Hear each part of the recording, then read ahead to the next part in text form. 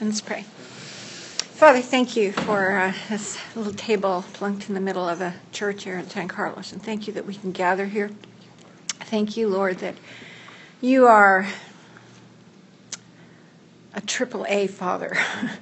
You are all that we need to be, and you have given yourself to us that we can be as you to our children. And beyond, Lord, to your whole family. And so, Lord, I just ask you for your spirit of wisdom and revelation to move here and move among us in the next hour. And God, that you would come and meet the hunger in the hearts of parents to glorify you and to raise their children well as kingdom individuals out to the edge of their destiny of what's possible for them in this lifetime, Lord. And as far as it pertains to them as parents, God, they want to do it right. They want to be in the center of your will and how they love their children and raise their children. So, God, thank you. You said if they hunger and thirst, you'll satisfy them. And I pray that something about today, the living truth, would be there to lay down foundations for great futures. In Jesus' name. Yeah. Amen. So I was thinking on the way down here how as Christians we think biblically, and yet in our parenting so much of what we do is modeled after the world, and that, brethren, ought not be. Why we don't understand that we don't look to the world for our levels of revelation or for our patterns of what we do. Because even when in the world it looks like it's working great, it's going to be far less than what God intends, because our eyes are on the wrong reference points, right? So we are to be God's people who rule on the earth. We are to be the wise ones. We are to be the ones who have answers to the knotty problems of life that nobody else can fix. We are the ones who are to stand in the gate and speak with the words of God. What do I hear the Father saying? I'm going to say this, and it silences the fools, and it brings forth life, and we're to bring dark light into dark places, and all of that. And so to be responsible for the next generation, first to live that ourselves, but then to be responsible to bring the next generation up into that level of destiny call means we really cannot afford to dabble down in low things. So what I want to do today is just once again raise our sights to say, off the world and onto a much better, higher way of our framework. Who are our children? Who are we to them? And what is this thing all about, right?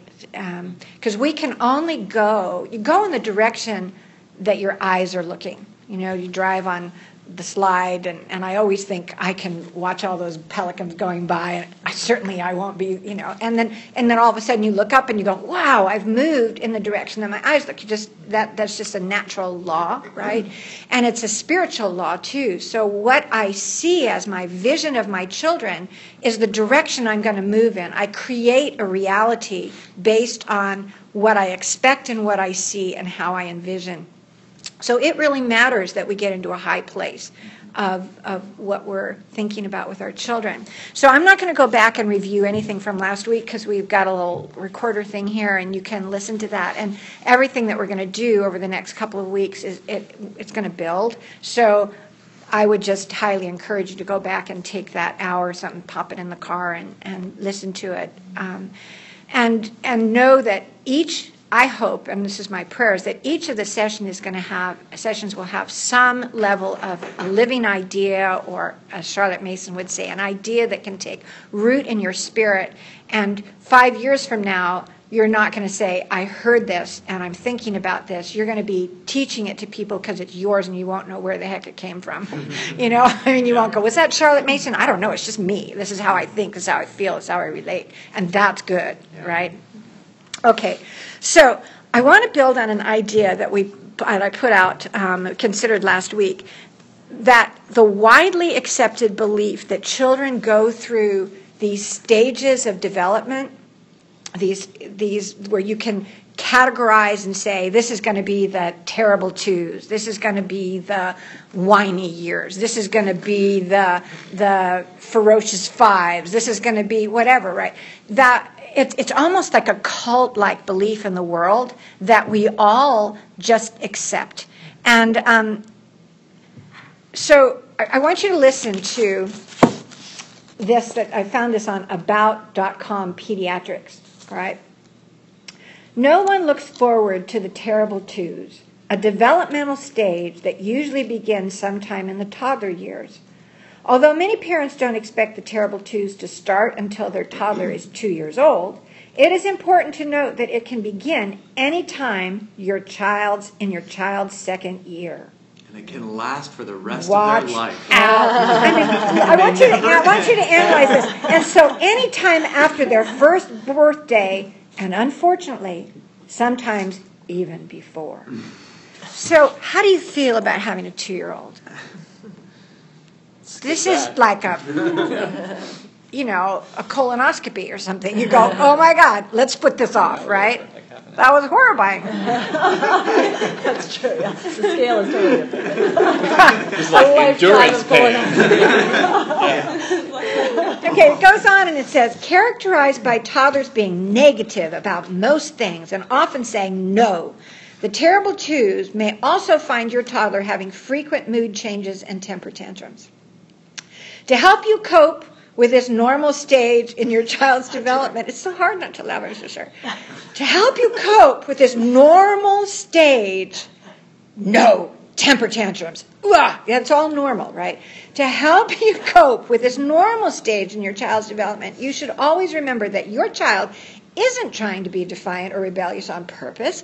He's just trying to express his growing independence and doesn't have the language skills to easily express his needs.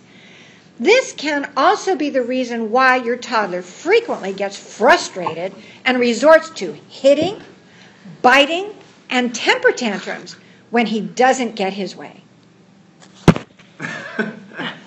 So this is what, if we keep our eyes on the world, this is what every coffee time with moms, with young kids, I mean, it's all going to be talking about the terrible twos, the tantrums, how do I ignore this? Do we do timeouts for that? Handling all of this so-called normal behavior.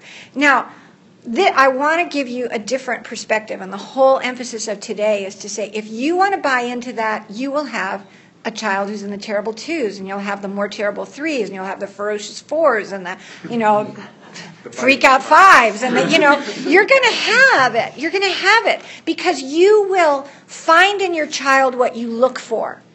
All right? There will be a time when a child whines.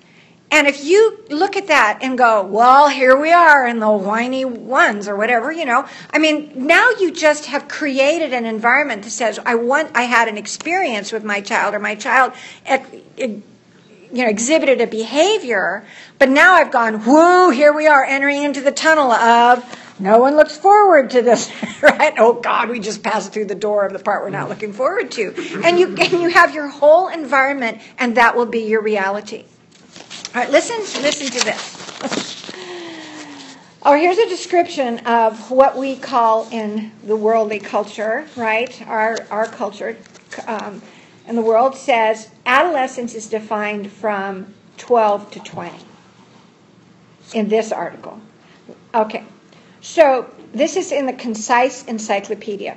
Adolescence is characterized by a lack of clearly defined role in society. And it is generally regarded as an emotionally intense and often stressful period. Did you hear that? Adolescence, this time between that word did not exist 150 years ago. That is a totally made up word. That is not did not come with Noah's Webster's dictionary, right? It just was interjected because psychologists said we've got to define this time that is characterized by a lack of clearly defined role in society.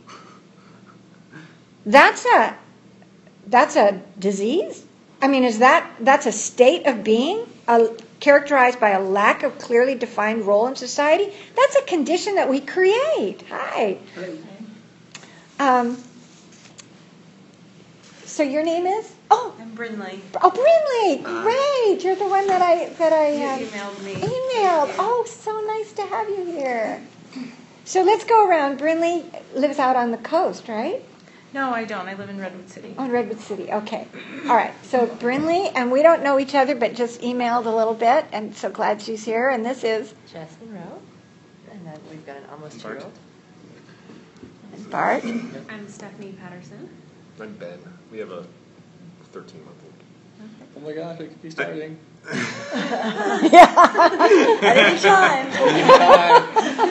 I'm Ian. My wife isn't here, Kimberly. We're about to have a 0-year-old. I'm Svetlana. My husband Steve is in the car with our sleeping 13-month-old. Oh, okay. All right, so we're just talking about how, as believers, the downside of buying into the world's categorization of stages of children. And I'm going to suggest an alternative that I think is much higher ground for us. So, all right, so anyway, this business of saying that for adolescence, that it's characterized by this lack of clearly defined role in society, you go, that's something we create in our society, right? I mean, it's not something that is innate within an individual just because of a time frame or an age. Craziness. So Wikipedia says adolescence is viewed as a transitional period between childhood and adulthood. So they've tagged it and said, you are in transition. Well, what would I do with somebody in transition? I wouldn't ever lay down a road, like a solid, I wouldn't put down roots in any aspect of life, right? I mean, if you say somebody's transitional, I'm going, well, I'm not going to really develop a deep friendship with you because you're going to be gone tomorrow. Transition is it's not a good state of being to live in transition. So if we're looking at this age range and saying you're all in transition, you've just consigned them to hell and, superficial life. Okay, the modern view of children and their behavior, their social, emotional stages, does not serve us as Christians well. We go back and we were just saying how we're called to put children in the next generation who are leaders and definers of the culture. And if we're going to wallow in this stuff, well, it's not going to happen, right? All right. It doesn't serve us for a variety of reasons. First of all, we get what we expect. So if you agree with these stages, your child will accommodate you. I can absolutely agree. Is it possible that the terrible twos has become an identifiable phenomenon because during those years, or that year, they're just being terribly parented? Can I make a little observation, which is, so the natural extension of this mentality of terrible twos and gruesome threes and awful fours and all the rest of this and the transitionary periods and things. People shudder when they hear about, you guys remember the affluenza case and things like that, where they go, oh, well, this young man, he grew up in wealth. He couldn't help but drive drunk and kill 6 people and, drive while he's under the influence of all these drugs. And he can't help it because he grew up in a wealthy environment and all the rest of this. And so he got, as far as I remember, acquitted. He just got off, right? And people look at that and they go, oh, that's horrifying. How can we possibly do that? This is a natural extension of the idea that, hey, a period of your life, it's okay for you to just go completely crazy. You're not responsible. Absolutely. And you're not responsible for your own actions. So we've extended childhood so far that now it's okay for you to drive under the influence, kill 6 people, and then get off because we're like, it's okay, it's really just the twos. It's the terrible twos extended into your terrible 20s. Exactly. And it isn't even that we've the business of extending childhood, but I would take it one step farther and say we have an aberrant view of childhood. I mean, we define childhood in such a sick way that the world does. And I'm just going, hey, those of us who are following Jesus, let's not do that. Let's opt out. We have something so much better, right? I was thinking about because you introduced this concept last week, so I was thinking about it this week, and the verse came to mind. I think it's in Hebrews or somewhere in Paul's writing where he says, when I was a child, I thought like a child, I spoke like a child, I reasoned like a child, but when I became a man, I put away childish things. And I was like, he didn't talk about, and then I went through adolescence, and then I became a man, right? It was like, I was a child, so I good. became a man. And I was like, oh, there it is. It's from childhood to being an adult. And I was a healthy child. Yeah. I mean, I was a child the way God defines childhood. I wasn't like a sick, aberrant, flailing 2- and 3-year-old, and then I became a man. Yeah. It's you're entering in from a whole different perspective of let's define what a healthy childhood is, right? Not an aberrant childhood that we create. Okay, so we've hit on this. Another reason is embracing these stages in your children leads you to view negative, unprofitable behaviors in your child as normal. The world calls it normal. It is not normal for a 2-year-old to throw a temper tantrum. It is not normal for a 22-year-old to throw a temper tantrum. It's not normal for people, humans, to throw temper tantrums. I don't care if they're 2 or 22. It's not normal. It's wrong. It's unhealthy. It's unprofitable. And bottom line is it's sinful and it's fleshly.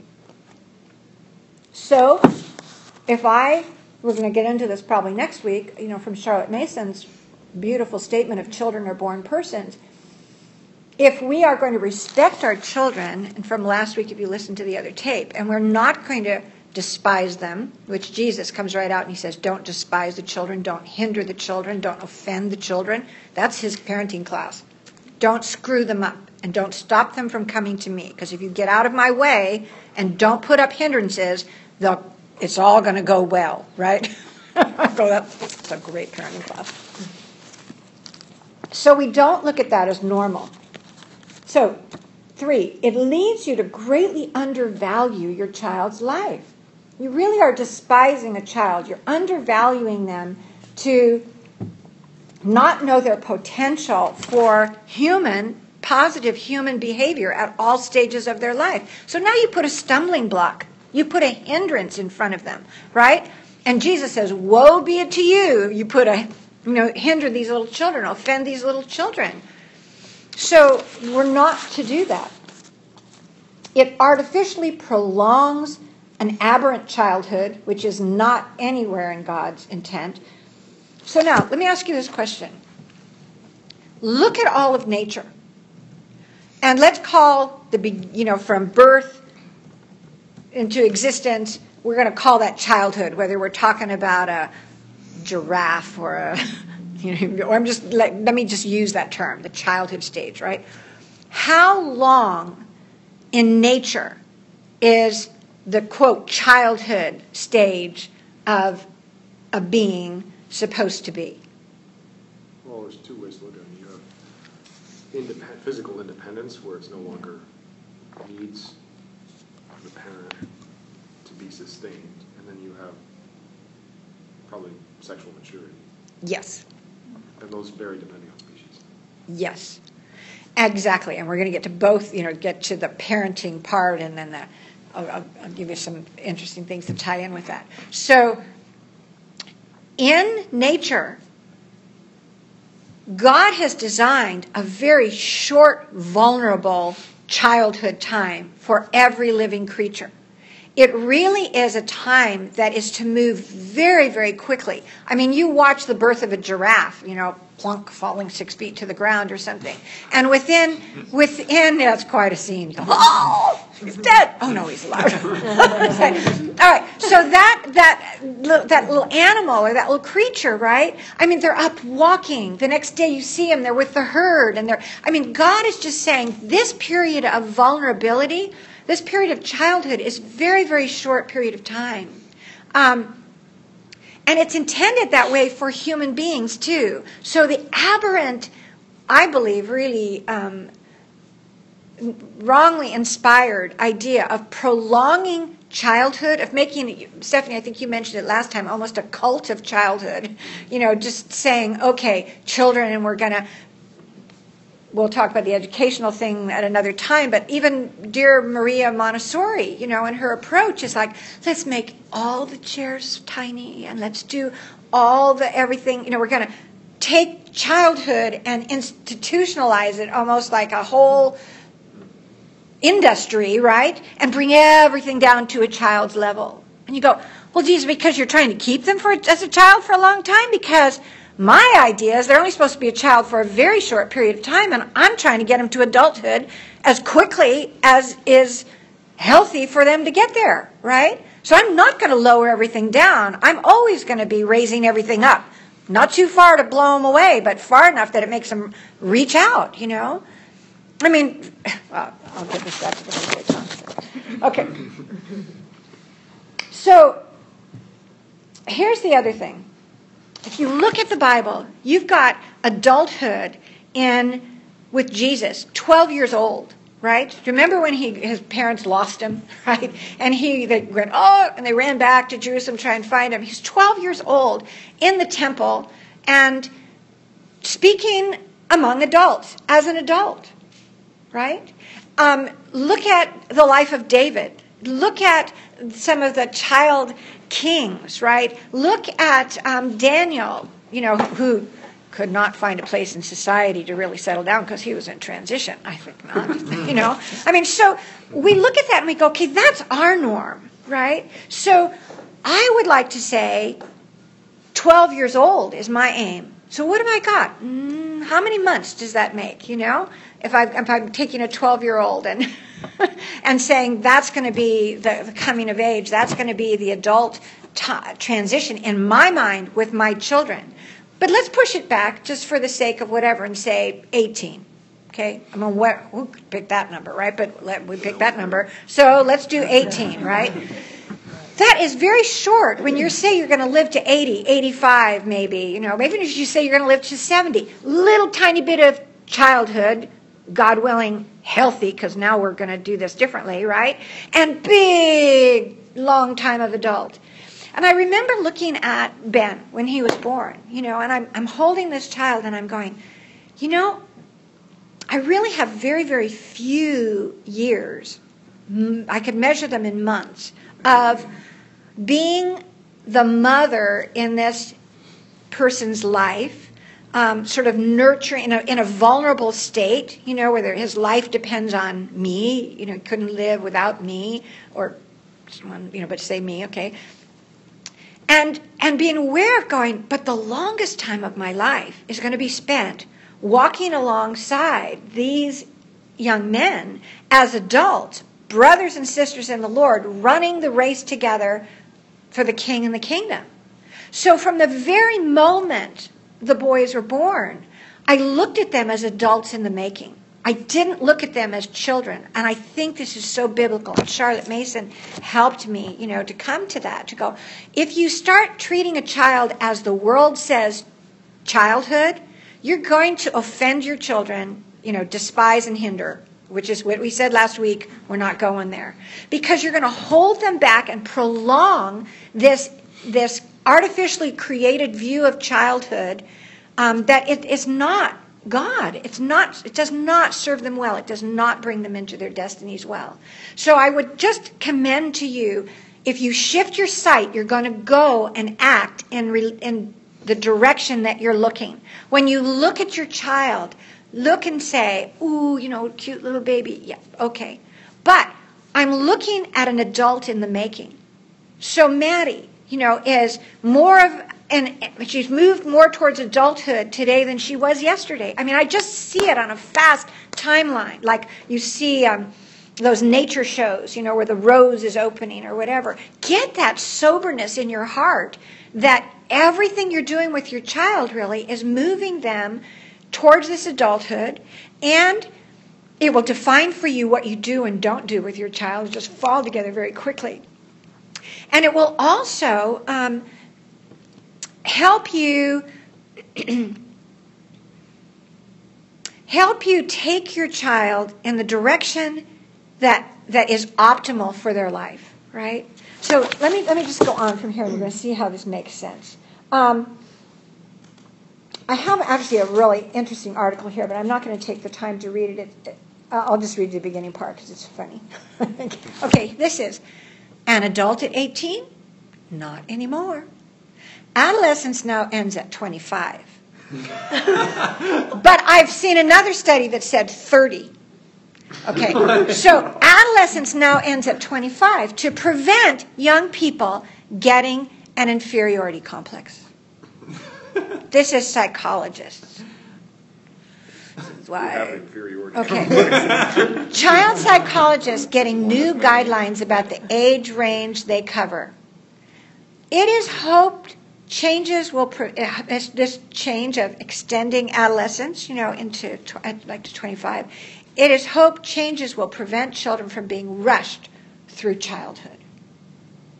So the whole article is a mind bender.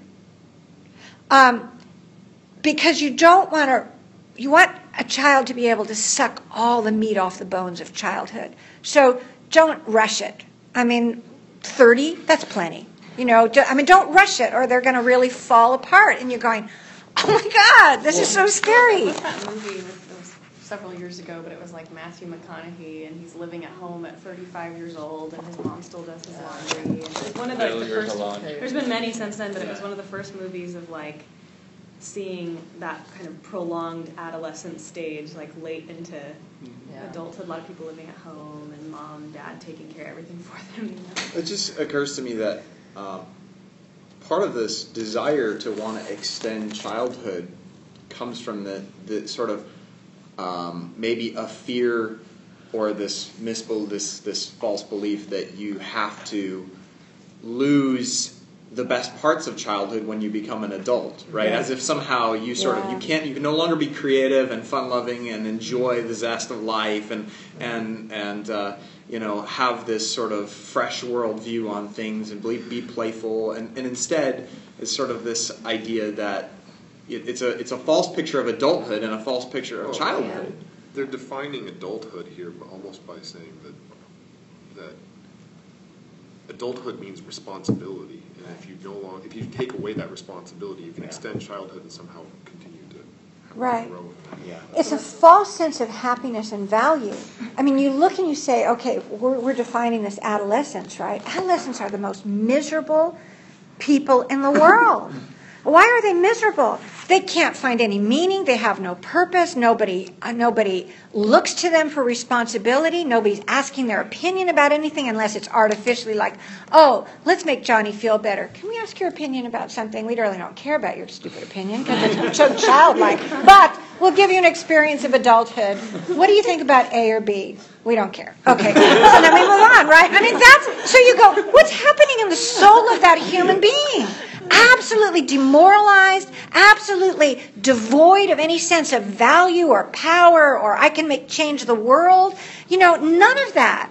Then you go into what they're learning in school where you take out all the great literature and all the great inspiration and you put in Common Core that now takes, they're not even reading anything that could elevate the heroic nature of God within them, right? It's like, kill the children, suffocate the children. The children are, they're about this big. And it's only because, we've wrapped them like Chinese feet, they used to do with the Chinese women in China or something. And they don't grow. They don't blossom. Okay, so when we talk about the need to have a philosophy of education, so again, if you go back and listen last week, so you're not just piecemealing it here, going, okay, I think I'll do a little spanking. I think I'll do a little timeout. No, I think I'll do a little send to grandma. I can't take you anymore. I'll just do something, my little bits of piecemeal stuff. I like that send to grandma. That was in my back pocket, too. Take a reservation. So the idea of having a philosophy that defines, you feel so much stronger and you know what you're doing. Please consider putting as a main part of your philosophy, I'm going to view my child, not as a child that I've been indoctrinated to believe about children, but I'm going to look at my child and say, this is a little short, a short, young, inexperienced adult in the making.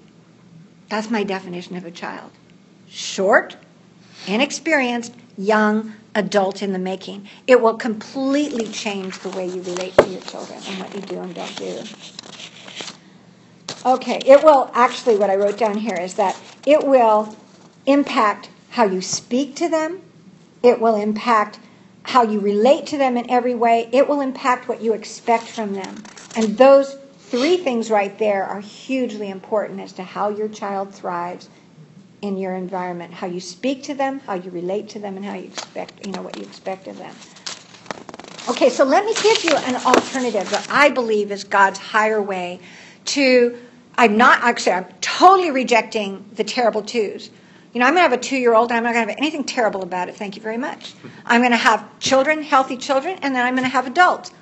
I don't know what you guys are doing about your adolescence, but you take your plague and take it somewhere else. I didn't have it with my children because I said no.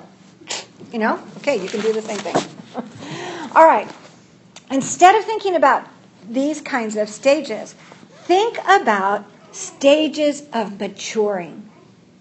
Stages of, is that my baby? Stages of maturing.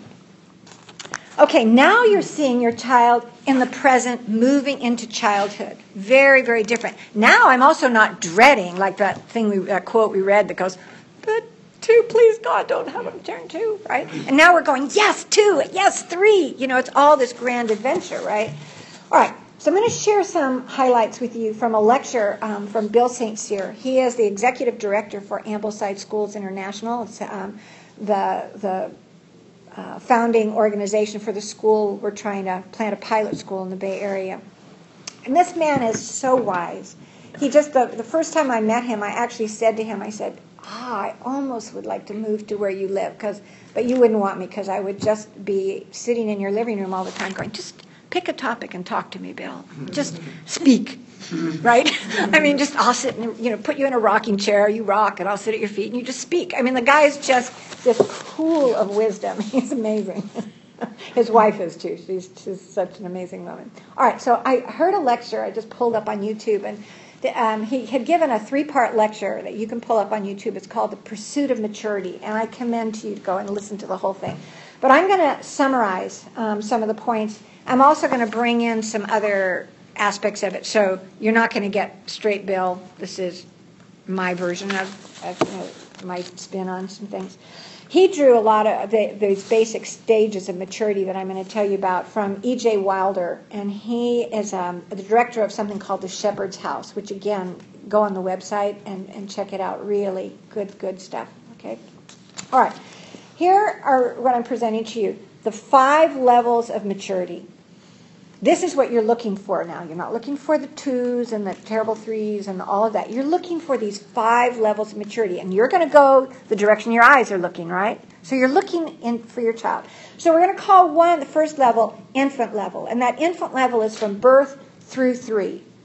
So that is completed by the end of 3, and all this is so flexible, but this is the chunk that we're doing. So infant through 3. Then you've got your child level. Then you've got your adult level, your parent level, and I love this, the elder level.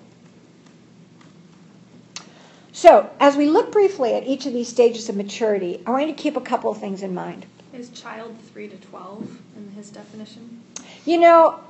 He didn't have down the ages. Some people say it's not 3 to 12, it would be 4 to 12. I've seen that in others, so it might be 4 to 12. And that's typically what I see, and that's how I view it, because I view adult level maturity at the age of 12 with kids. They're not going to be brain scientists at the time, whatever, but in terms of, you'll see the kinds of things that we're looking at with maturity, very, very probable, very, very doable at 12 years of age. And the parent level, and then the elder level. So over the next couple of weeks, and we just have 2 more sessions, but we'll talk about these other ones too, I think. Let's see.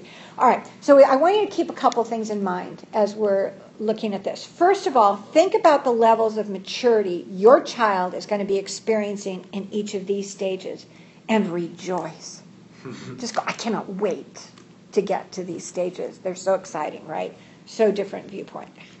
And secondly, I want you to be thinking about where you are in your experience and ways of handling life in emotional, relational maturity. Now, we're not talking about, these levels are not cognitive maturity, right? Cognitive is how I process information, right? No, we're talking about something so much more valuable. These are levels having to do with emotional and relational maturity. So this is where the rubber meets the road and how successful I am in my life, right?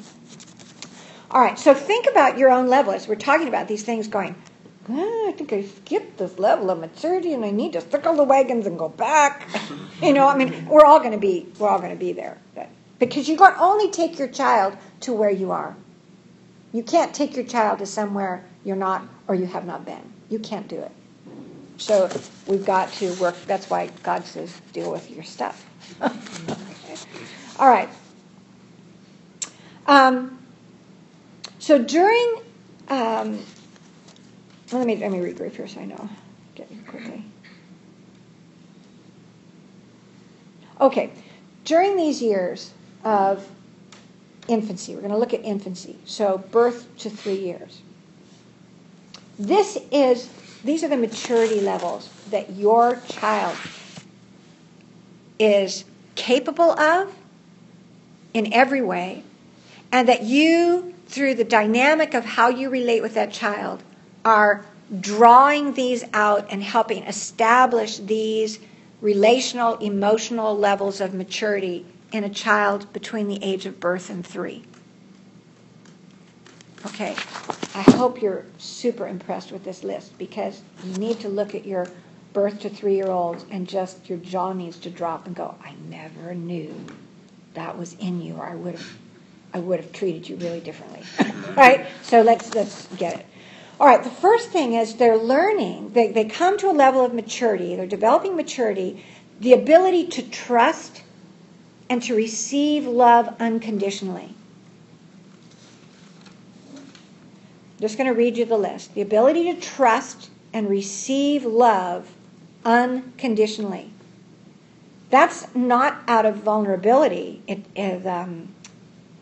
The environment in which they learn is they're very vulnerable, right? A little child is very vulnerable, can't take care of himself, and you give him the image of himself and all of that. But it's not about that. It is about God saying, in this stage, you need to learn to trust.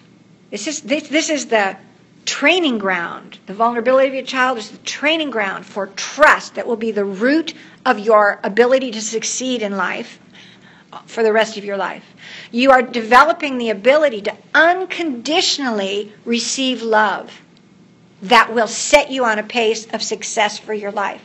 If those two areas are broken in your life, you cannot trust, you can't do anything except work under the law, demanding that other people earn your love and demanding that you prove your love to them, all that. Whoa, screwed up world, screwed up family, screwed up life, right? So there's this environment of childhood now that isn't about, I need to put out all this effort for this vulnerable child. No, God in His wisdom said, this is the training ground for the root of healthy identity is to be able to trust and to receive unconditional love. Secondly, the ability to live in joy. That's happening from birth to 3 years of age. Now, the way Bill and E.J. Wilder, the way they would describe this is for a child, they would say, okay, joy for a child is, it's good for me to be here with you, right? It's just good for us to be together. That's a state of joy. It's good to be me here with you. That's how Bill says it. It's good to be me here with you. That child learns that. Now, we're going to go on, and maybe today or maybe in another session, we're going to talk about the habits and how the brain wires in habits, right? Joy is a habit. I mean, don't you know people who you just go and you go, hey, your default position in life is always joy. You might get shaken up, it's like, but when as soon as you get a breath, you're right back into a state of joy. That's your position of life, right? knock me over here, knock me over there, but when the dolly bounces back, centered right in joy, right? And that's learned from 1 to 3 years of age. Now talk to me about saying, oh, this is his 17th temper tantrum in 2 days. I don't know what to do. Where's grandma?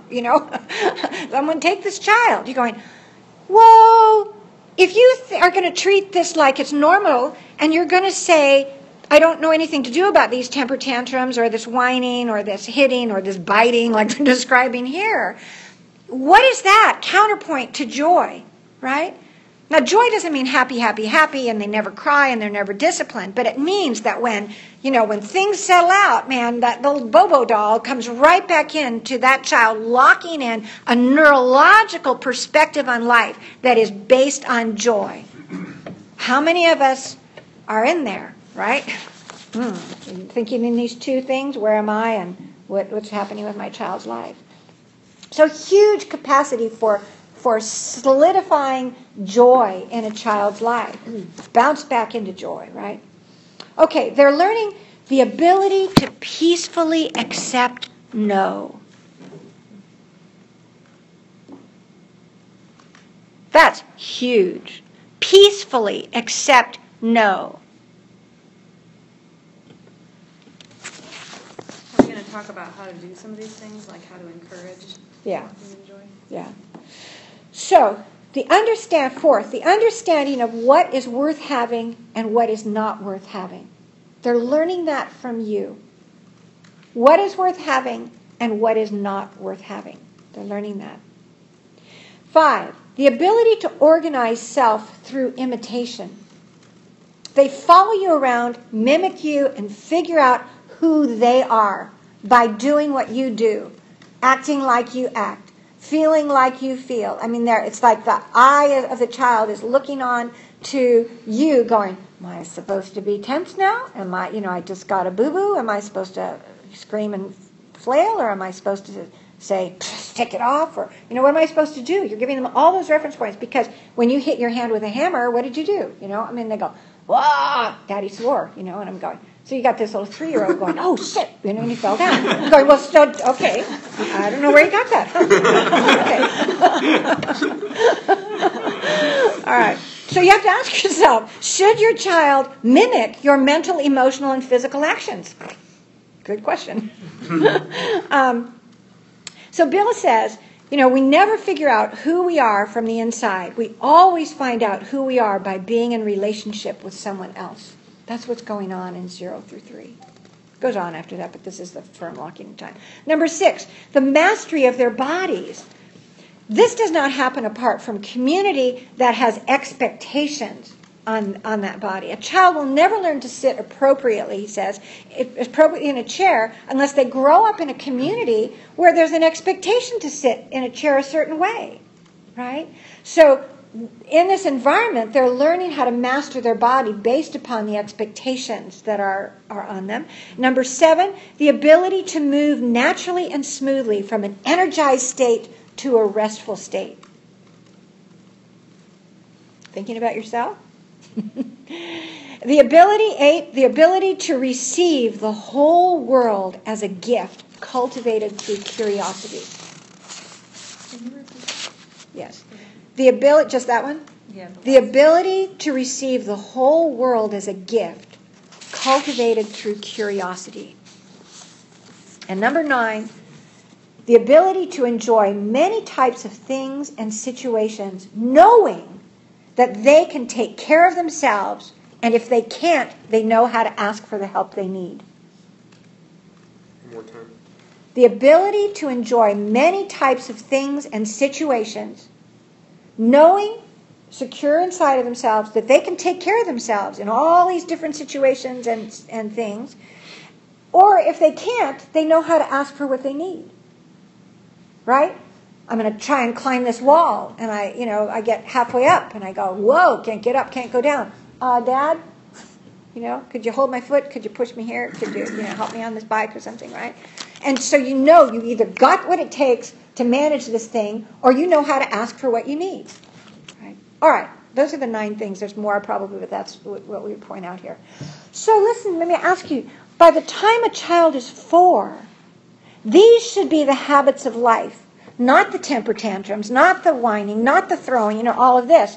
If I'm looking at those things, that's what I get. If I'm looking at these things, that's what I'm going to get. That's what I'm going to help perpetuate, develop in my child. So realize that if we just mastered the infancy level of maturity, that's it. If we never progressed in maturity beyond 0 through 3, and we mastered all of these things in our lives, we would be set up for great success as an adult. So let me ask you, I hope to God I am shifting your attitude when you're looking at these little children that you have, right? This is not just downtime that you have. This is the foundational time of deep, defining experiences, deep defining levels of maturity being raised in this child that set the foundation for the success for their whole life, right? And it's happening very, very quickly, every day. Progress, just like God designed in nature. We're going to move through childhood, we're going to lock these things in, and most of our life is going to be spent as a successful adult, right? Conquering the kingdoms God has to conquer. All right. Let me skip some things here.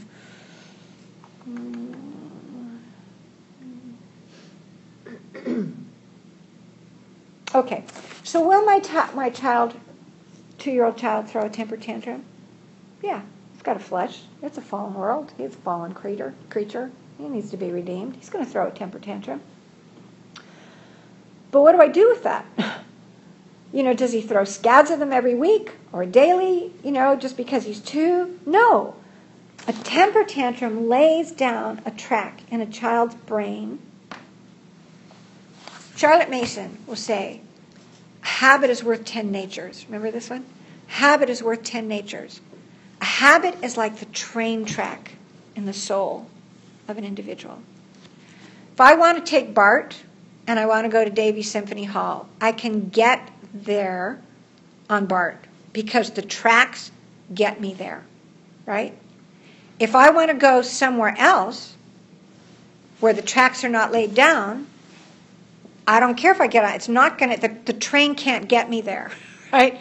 So the level of neurological tracking, every time your child does something, right, there's now been a connection. The synapses are fired. There's been literally a change to the brain that brings that child's neurology into a track laid down where a tantrum lays the track for the next tantrum, lays the track for the next tantrum, lays a deeper, more solid track for the next tantrum. It literally changes the brain. Our brain makeup changes on the basis of our actions. We tend to look at it the other way a lot of times and say our actions are determined by what our brain tells us to do. And I'm not denying that that's true, and I'm not a scientist. But I also know from the things I'm reading that your brain is shaped by what you do. Okay? We're watching the Olympics, right? That guy who's flipping over 72 times in that half pipe thing, whatever he's doing, has got a different brain than me. He does have a different brain because he has taken action and routed those connections in his brain that his musculature changes, his everything changes. Your physiology changes on the basis of what you do. And what you do, changing that physiology, now begins to lock in a habit which is worth 10 natures. All right? So this is why I go back to the principle that we talked about last week, one of them saying, your philosophy of parenting as Christian parents is not the philosophy of the world. The philosophy of the world is I parent on the basis of what I do with my child and for my child in terms of his behavior and shaping his life based upon what I can tolerate, right? I mean, somebody might say, why do you let your child talk to you like that? I don't know. I said no to him 50 times. He didn't stop, and now it doesn't bother me anymore. I'm done, right? And you go, oh my God, Dad, please don't do that. I mean, we're people under authority, right? God doesn't give you permission to do that. You cannot choose a philosophy of parenting that is on the basis of what you can tolerate. You choose a philosophy of parenting that's on the basis of what builds the soul of your child Body, soul, and spirit. God is always talking about this. Body, soul, and spirit, right? Why? Because they're absolutely interrelated. So the action of your child, when you see a child who is misbehaving, the greatest tool you have is prevention. That's your top-notch thing. Don't let it happen in the first place. Don't lay the first track, right? Now, that's our first goal. You don't always get your first choice, right? I mean, it's not a perfect world. So now we go back and we pick up other tools in our toolbox. But so let me just work through the rest of this, and we'll talk some more about it. So anything else before we go? Okay. All right. I'm going to stop here, and we're going to open up for questions, and then I've got a little bit more if you'd like to. But I see that hand. Yeah, how exactly? All right. Well, so for example, Yes. Maddie's 13 months old. Yes. She is a pretty joyful, happy kid. Uh-huh. She's pretty mellow. She's actually pretty obedient. If you tell her don't do something, she's a pretty good listener. She might have a memory of a goldfish and turn around and try to go back and do it again 30 seconds later. But at least she listens. Well, but she, I mean, Yeah. she listens Yeah. when you tell her don't. That's do right. She does. But you get to the end of the day, maybe she's a little bit more tired. So it's 4 o'clock, Steph's trying to make dinner, and she doesn't want to be left alone Right. or be away from mom. She wants to be held in the kitchen underfoot, and it's just not functional. So we're trying to put her on the other side of... Get her to play happily, you know. And her way of dealing with that now is to just scream freaking bloody murder until she gets what she wants. Mm-hmm. And that's the only time she really does it. She's not a screamer for pretty much anything else. Everyone, I've noticed like her screaming occasionally, sometimes we'll be in like an elevator, an echoey space. No, she's She'll doing be it like, for fun. yeah, but that's more of like, hey, my voice echoes here. You know, we're in Yeah. a parking garage, and she just thinks that's really cool to scream and hear like the reverberation back. So that, so that's probably the other times when Yeah, she but does she's just that. picking up context for noise Yeah. at that point. But in this case, it's actually a behavioral thing of Yeah. I'm going to scream until I get my way. Yeah. So I would, and everybody pool in, because there's no, black and white kinds of answers. What I would suggest to you is you're asking too much of her.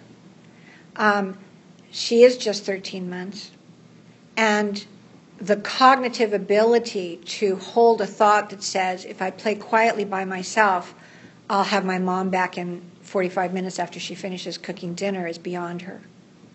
And all she knows is the separation, which she doesn't like, and something important is going on with mom over here, and I'm being punished and separated. So she's receiving that isolation off to the side in a very negative way. It's like, wait, this does not feel good to my soul to have my mom over here doing the important stuff and me left over here. I don't have a sibling to play with. I don't have a dog to pester. I don't have anything. I've got all the toys I've all had behind a gate, and I'm over here while mom is over here. So how do we not build neurological pathways towards screaming in the future? Right. Even if because we can't have her underfoot while we're trying to cook with just one of us in the kitchen. It's dangerous for her, honestly. So Yeah. We kind of can't have Well, her. one of the things, and this is just all throwing out ideas. One of the things that when I was older, we had playpens, and we made great use of the playpens because it's contained space that you can have right by you, but your kid can't wander off and they can't do whatever, but they're still with you. And so when you take a child from a baby stage and they're used to being in that playpen for periods of time right there with you, you could put a playpen in the middle of your kitchen floor, right? And you're still able to, the child is with you, but they're not loose and running around. You can dump the Tupperware things in the playpen, you can do all that. It's very hard to get a child used to a playpen when they haven't had a playpen. So you I just go, that's a tool that your generation, sorry. My mother-in-law always rants about how we need to use a playpen. No, I never White have. generation, yeah, Now yeah. that we know this, the second kid will get a playpen. Get a We playpen. have one. We just always just used it as like a travel. Right. But But you see, it's just a tremendous tool because it can bypass all of that. Your child can be right by you, but they're standing there looking here, you're handing them things, you're able to look over your shoulder and talk to them the whole time you're working, and they're perfectly fine because I'm with mom, but I'm not doing the wrong We did that things. for like, what, 6 or 9 months in the kitchen with the little baby Dior and like half size. So our kitchen is tiny, so like half size. Yeah, there's a certain stage when he didn't like it anymore. So yeah, what we do, just because of the layout of our house, our bedroom is right off the kitchen, and so we actually elevate that dinner time to like a special treat time. So like being on mom and dad's bed is kind of a fun thing, and so like he can be on the bed and he can see me. And then I give him these little like battery-powered lights that he loves to play with. So like, I think creating a new, as opposed to like, let's manage with the existing things that you're familiar with that are more fun when mom's there, to saying like, okay, let's elevate to something that's even more delightful or a different kind of delight for this time frame where you might have to be alone or you might have to be entertaining yourself a little bit more. As Will's grew older as well, we have our high chair in the kitchen, and that's still only like he can only be in there for like 10 to 15 minutes. So I try to do like my chopping and my like hot oil time then, and like if I can try to time that right and like keep giving him food and you know stuff like that. Yeah, But, the high chair I've used tactically like that as Yeah. well, but it has a time span. time exactly. It's a very narrow And then you're like, window. oh, okay, what now? It'll work longer if you feed her, but then you're just using food to get her to be quiet. Yeah. And I don't want to do Yeah, that. so, and the other thing, so it just takes a lot of creativity, and they have those wonderful little cages, but they push right up to the sink. Have you seen them? I mean, they fold down, they fold up, and your child can actually stand in them. It's like, you know how they raise those baskets up with those guys who chop the trees? It's like one of those. You roll it up. It's just got a frame around it like this, so the child can actually stand there at the sink, and they can't fall over. It's not like you're standing on a chair and the kid can go, whoop, fall off the edge. They're contained in there. And they're wonderful because the child can be there, and you can take your chopping stuff over on one side of the sink, and you can give them messy stuff they can be doing there. I mean, these You can go, years... Here, chop up this onion for me. Here, chop up They this can onion. Take care of that. You're an adult. Did you learn knife skills? No, not yet. Because I don't like chopping onions. Yeah. Put here, Maddie. Put these glasses on. Yeah, these onion glasses. or like a backpack. I mean, I don't know if she's just too Yeah, heavy now. we I haven't have. tried that. It's more like. We do have that hiking backpack. I can try. Do you have any toys that you just use in the kitchen? No, I mean other than the Tupperware thing, then I'll pull out some Tupperware for her to play with. This is, if you want to see, I think this is the type of thing. Is this Okay, what you yeah, were I was talking like, about? what's this cage thing you were speaking of? Okay. Okay. So they stand in that? Yeah. Yeah, it's like it's adjustable. I have a friend who has a very difficult 2-year-old daughter, and she had to get something like this because I don't know how she does it when she cooks, but her daughter's just into everything. It's really hard. Yeah. But I like that, like Svetlana, what you're saying, like toys just in the kitchen, and your thing of giving Will's those, particular lights that you like to play with. Yeah, something that's unique to that time frame. So it's like something that they look forward to as like, oh, cool, yeah, this is not an alternative, a less desirable alternative. That this is a different kind of. So the bottom line that I would get down to is you have to raise the bar for your children. You want them, you're moving them towards adulthood. She has to be able to peacefully learn to accept, no, you can't be with me right now, right? But that's on the scale of 1 to 10 of how you learn peaceful acceptance of no. You've like jumped the gamut and gone right to the top. No, I can't be with my mom, and I'm left alone in another room, on the other side where I can't. Whoa, like there's this wall.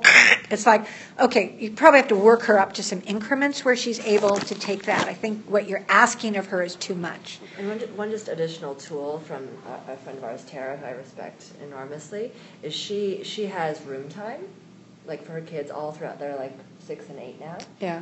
And so there's quiet time that's not about nap time, but it's like you are in your bed and you're quietly talking to God or singing or whatever you want to do. And so I find that if I need like that dinner time, like I'll put him down, and sometimes he'll sleep in the, like it's like a late afternoon little quick nap, or I've created, I think, places of safety where he feels like if I've been put here, it's because Mama knows best, and this is safe, and this is not a punishment.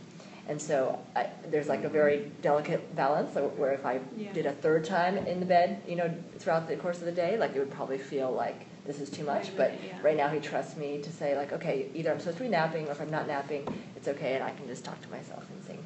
So I think places of safety is another thing that I think for us our big bed represents. Like, okay, I'm being put here not as a punishment, it's fun, and also just like encouraging him to, like this is time with you, talk to God. And I would wonder about maybe trying to do something where you slowly shape the behavior that you want, where you are actually giving them a positive, joyful experience while you're out of the room, even if it's for like 10 seconds. You start at 10 seconds, right? Here's something really special and enjoyable and fun that you really, here's the Tupperware, right? You only get the Tupperware is a 10 out of 10 for her or something like that. Or you're feeding her and she's really enjoying just sort of being peaceful, calm, contented, and you just leave the room for 10 seconds. And before she looks around and goes, oh my God, where's Mom? Come back. Then leave for 20 seconds, and before she looks around and goes, and then come back, and then leave for 30 seconds, and then come back, and work up to the point where it's like you're out of the room or maybe out of sight for a couple of minutes, and then go beyond that. So you're reinforcing the I can be happy and contented even when Mom's not in sight, kind of thing. But that could take months. You won't get dinner made. No. Okay, so now here's the principle. Transition there, right? Yes. So that in the first few weeks, because if you think about it that way, you go, well, right now I have to make dinner. Well, but if you don't train the behavior that you want, then a 2-year-old will be a total nightmare. A 4-year-old will be a total nightmare. You won't be able to cook then either, right? You have to eventually create the behaviors that you need for success down the road. Yeah. So you're looking and saying, pay me now or pay me later, but that you will pay. Okay. So it's pay me now or pay me later. I mean, in the early parts of my life raising this child, I'm saying, so what's the priority for me? The priority is helping my child develop as God intended. This is what is in my child. These maturity levels, the seeds of that are in my child. So I'm releasing those, right? But I'm releasing them progressively, and I'm helping them build. So now, if I end up making choices, what's the word? Expediently, right? So you're always going to have things to go, you know what? We have got to get on the airplane and we're going to miss it. And so scream your way all the way down to the plane because we're getting on the plane, right? So now everything's gone to hell in a handbasket in terms of how you're dealing with your child because you've got this expedient moment, everything's got to go by the wayside because this has to happen. That cannot happen very often in your life. And I would say, though, let me just add this little hint here, and it's really a good one. There's 3 major hindrances to good parenting. 3, I think. Physical exhaustion, mental preoccupation, and physical pain. It is almost impossible to be a really good parent and do well by your child, to not offend, despise, or, hinder, right? When you are physically exhausted, mentally preoccupied, or you're in pain. So there's a responsibility, the same way I'm going to say, if I am going to fly a plane, or I'm going to take responsibility to whatever my job is, right? I have to take that responsibility to make sure I'm keeping myself in the state of being that allows me to do that job, right? Highly irresponsible for me to take on a job and then cultivate a lifestyle that in me does not allow me to stay in the state of being to do that job well. Do you understand what I'm saying? So, as parents, these decisions, the level when you say, you got to get dinner done, if I am absolutely, husband coming, got to have dinner on the table in some form, it may end up today going, you know what, honey? Link arms with me. We're having fruit, and I got a cup of coffee made or something, that's worst case scenario kind of thing. And you laugh and you go, but Annie is doing great, going, let's suck our little orange and rejoice, right? Because we made it through that whatever. You just have to have that level of flexibility as parents to, what do I value, right? But in this season of life where these demands in these early years, pay me now, are high on the spectrum, it is a season where you're going to have to, if you want to do it well, moderate your life so that you are not feeding into physical exhaustion. Will you be physically exhausted? Yes. Times when she's up, 5 times a night and you're both going, right? I didn't bring this on me. I just couldn't sleep. But if I'm also saying, I've got... What have I done to deserve this? What have I done to deserve this? But I've also got to say, if I'm also building into my life in this season, other things that are putting too many demands on me so I'm exhausted, I want to raise my child, but I also want to hang out with my friends late at night. I also want to do Facebook till 3 a.m. I also want to, read this book, which is my thing. Like, oh, please, God, make this child sit up. I want to read my book. Be quiet. Don't ask me anything. Just give me an hour to read my book. So, if we push the envelope the rest of the way, you're physically exhausted, you're going to really mess up. The same way with levels of pain. So, yes, you have a responsibility as a parent to say, I've got to be in shape to be a parent. Really? There's physical skills I need, physical ability I need to be. Are you punching her? I said we got to have more kids sooner so I'm not old and crotchety. This man knows how to work the system, right? I grab that point and here's the turn. That's what I heard. I feel my back going out. Let's have a child. Yep, right. Bart's Pain notes is from coming this on. session comprise one. This is the living takeaway thought. How funny. No guess. I love it. I don't know. I have to ask Yes. how old you are. Then you get to guess. That's mean. I know, it's horrible. That is horrible. I don't want to guess because I could be wrong. You could be 30 or you could be I got 40. carded at dinner last night. That was pretty fun. You got carded at dinner? Congrats. I think sometimes when people get to be between the ages of 25 and 40, you can't always tell. No, you can't. Yes. People Usually think they're that Asian. he's 9 years older than I am, and they sometimes think that he's the younger. When we say we're 9 years apart, sometimes they're like, oh, who's younger? All right, moving on. Okay, so carry on. So I'm trying to think if we have an example that we want to have the group problem solve with us. Do you have time, or do you want to Let me just do this and we'll tie it at the end. All right, so anyway, the business of physical exhaustion, the business of keeping yourself in shape so that you're not in pain, you've got a responsibility. And third thing, mental preoccupation. This is my big thing, going, oh man, I'm such an expansive thinker and I want to be doing this, doing that. And to say, wait, my first responsibility is to keep myself in a position where I have everything available, all the resources, internal resources available to give my child my best. It means we get to this stage. Here are the rest of the stages. Let me just tell you this real quick. Child level of maturity, 4 to 12. The basic thing they're learning is to take care of self while being kind to others. The adult level of maturity is taking care of others and self in a mutually satisfying relationship. And when we get to parent level of maturity, the primary state of maturity of a parent is sacrificially taking care of a child, taking care of children. Sacrificially, with grace, being able to sacrifice self for the sake of the child. I won't read this book till 3 a.m. because if I do, the first time my child is out of line, I'll nail him because I'm just tired. So selfish woman says, I'll do it anyway and he'll just cope. Wise woman says, get some sleep.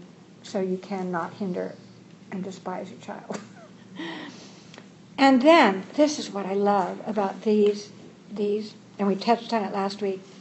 The fifth level is elder level of maturity. I no longer care just for me and my family, but sacrificially care for the community. Think about this in terms of Christianity. Think about this in terms of the kingdom of God being established on earth. If Christians went through all 5 of these stages and became elders early in life, elders, no longer just caring for self and family, but caring for the community. And I mentioned last week that, when you're looking at this child and saying, you know what, I have very, very few months, really, I can categorize it in months, tag it in months, to relate to you as an adult to a child. And all along this way where you're going to be transforming more and more and more, into this, from infant to child to adult, quickly as God intended, on a fast continuum, not a one that goes till they're 87. I was an adolescent and then I died.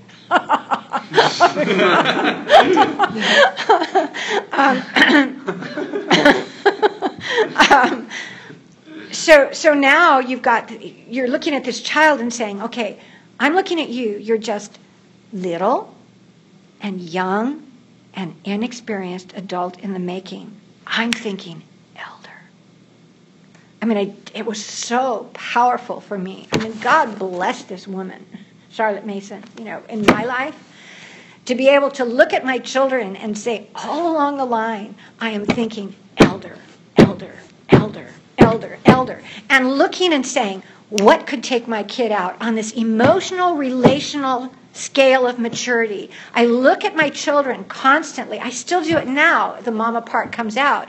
And I look at them, and as I'm praying for them, and I'm saying, strength, strength, strength, moving towards elder, moving towards elder, moving towards elder. Ooh, black hole, this could take them out. And that's when that's what I pray into. That's when I come along and I say, okay, on the level of emotional, relational maturity, this is a hole that, as glorious as you are, Satan could take you out right here. Right? Sometimes I mention it, sometimes I just get camel knees and I pray. But that's what you're thinking with this little tiny, 13-month-old, this little tiny baby. You're thinking, little, young, inexperienced, adult in the making, elder. Right? Okay, go with your question. I've got 2 different ones, and we can see which one is more interesting. Well, one is he's unfortunately he's starting to pick up different habits he's going to preschool 2 days a week now. Yeah. And one of them is sometimes when he doesn't get what he wants,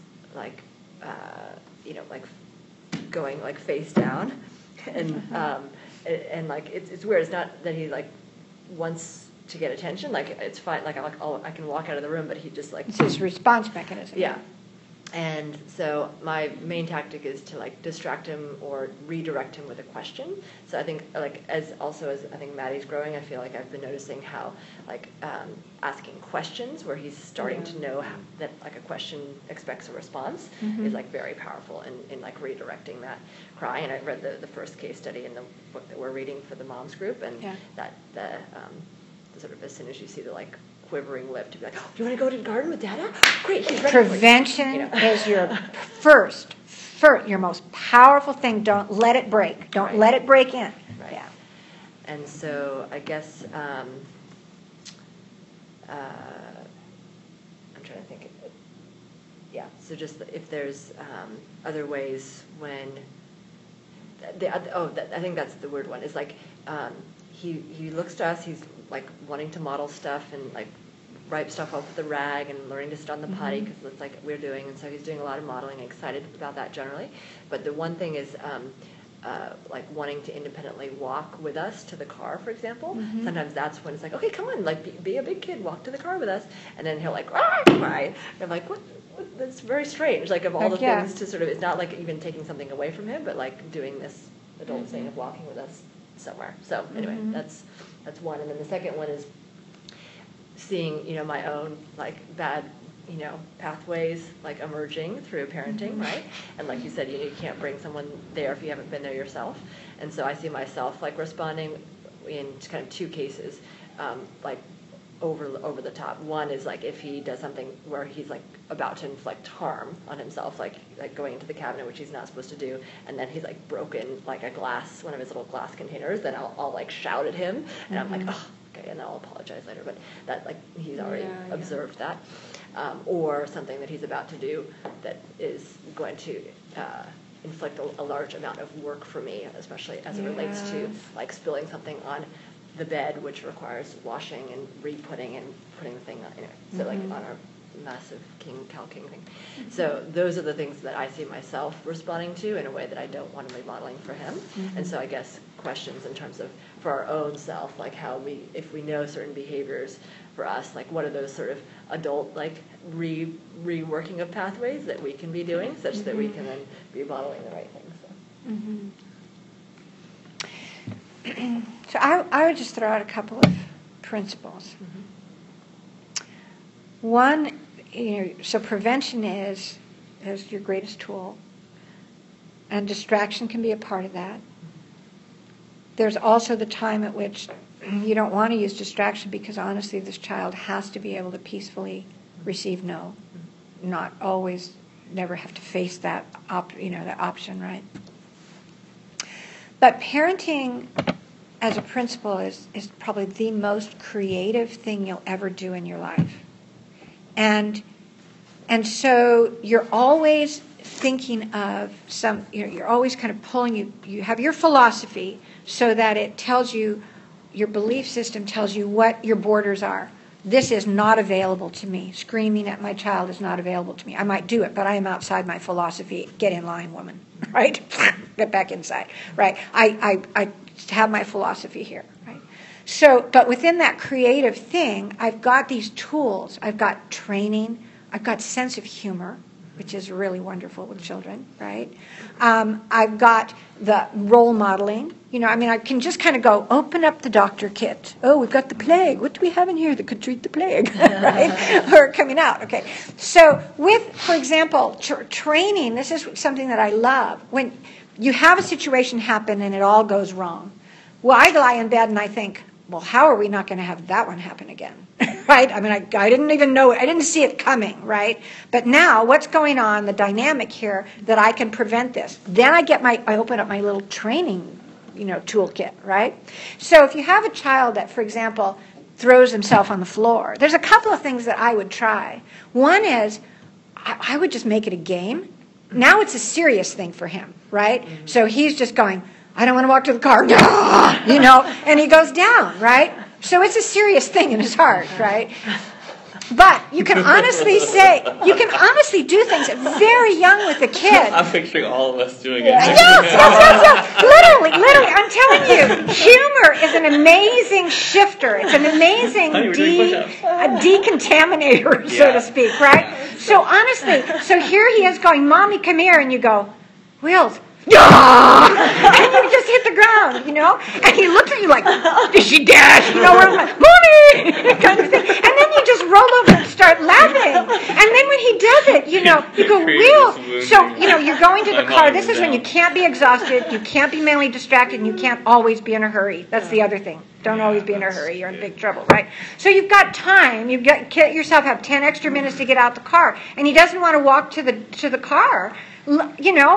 I would just, honestly, this is so crazy. Should I put this on the table? You're going to think you're crazy. But I would walk beside my child, and he starts to go down, and I would just fall on the ground, too. He'd be down there, and you just go, right next to him, and then look over him and go, think I ought to go to the car? Come on, let's go to the car. By that time, he's like so jarred out of the seriousness of it all, that something will shift. Now, maybe a total bomb, he might just look at you and burst into a temper tantrum or something because you jarred him so much. And you go, well, okay, take that tool out of the box. This does not match his personality. Not every child is okay with that kind of humor. Not every child is okay with that. But some are. We know how you grew up. You wonder why we have a weird sense of humor. Does anyone want coffee? I tell you this one day. We did this. I have to finish this story, but we were at dinner one time, and Dick had had a horrible day. He had just had a horrible day, and he was so tense and feeling so angry. Everything had gone wrong, right? And we're sitting with the kids all around the table, and it was you could have just cut the tension with a knife, right? And so something, again, went wrong, and Dick got up from the table to fix the wrong thing, right? That's his thing. If it's wrong, this is kind of Achilles thing for him, right?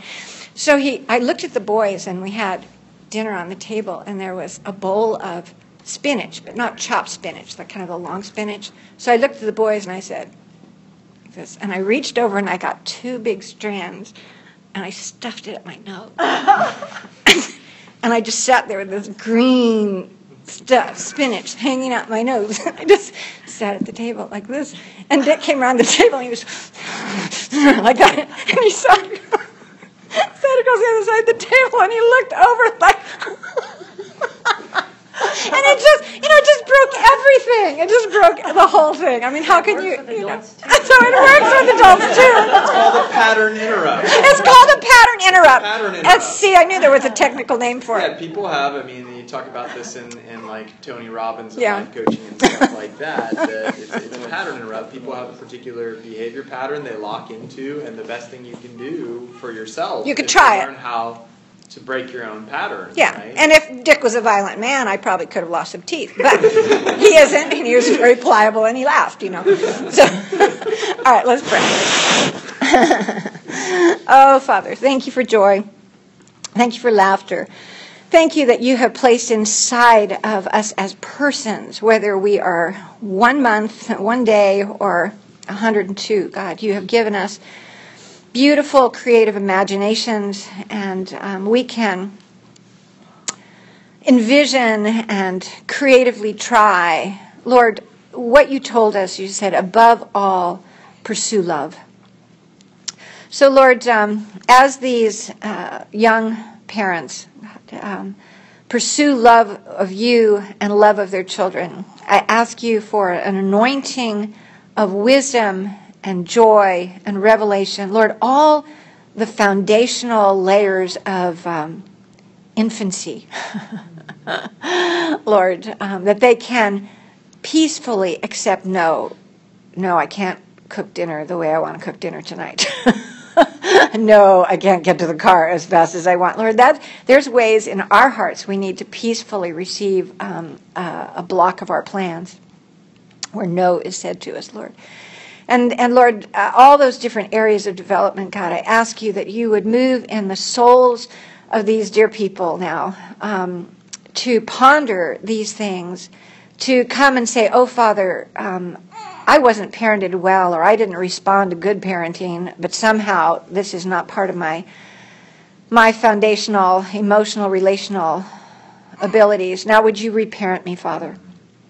And thank you that you'll do that, and you'll do it quickly, as quick as we'll allow you to.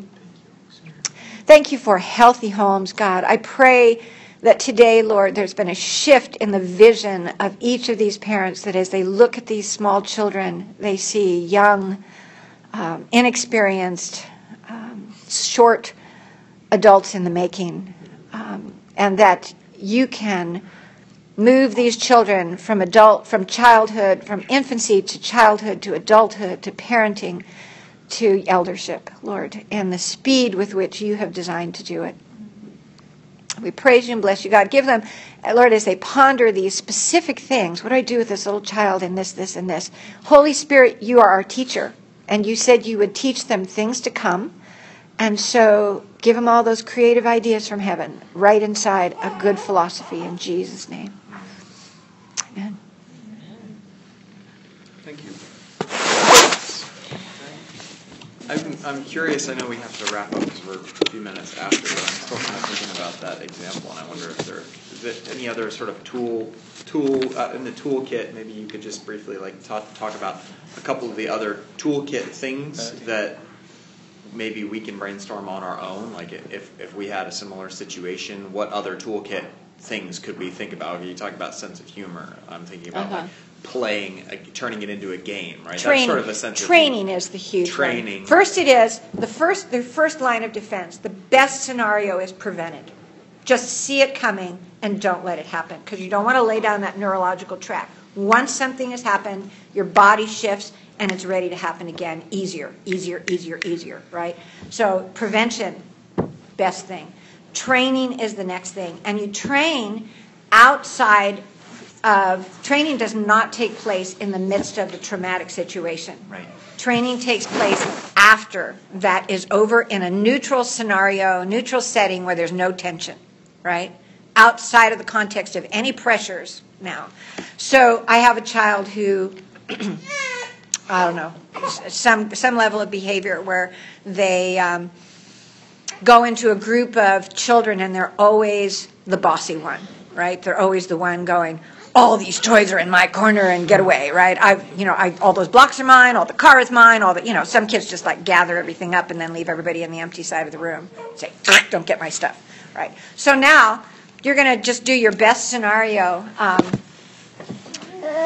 because it just happened. You walked into your friend's house, that's what your child was doing, and you're sort of aghast and looking down going, oh, I'm so sorry, that was my child. You get home, you can train. You can set up a scenario, right? And you put out all these toys and you go, okay, well, let's play now. And then you act that out. You go, oh, you've got that block? Oh, I need that block over here. Oh, that car? Oh, I'll pull that car over here, right? So you're acting it out for your child and you're leaving them on the other side. And then you go, look at this. I got all the toys. You got nothing. And so you're training that way, right? So you do role reversal. Role play, role reversal. You all can a turn part it of into training. A game where you say, it's so fun for you to give me the toy. Yes. Right? And all for, those creative for other things that people have to the do. Toys, then we play with them together because it's more fun. Exactly. Exactly. Like You're breaking it down into steps. If it was about getting from place to place, maybe you could set up a game or it's training, but it's play, right? Where you need to get from here to that place, and when you get to that place, we play with a toy that you really like there or something like that. But if we stop along the way, then we don't play with the toy, right? It has to be like direct from A to B. Exactly. Yeah, that training is that's there's the top two gold star ones. Cool. Thanks. Well, thanks for coming, you guys.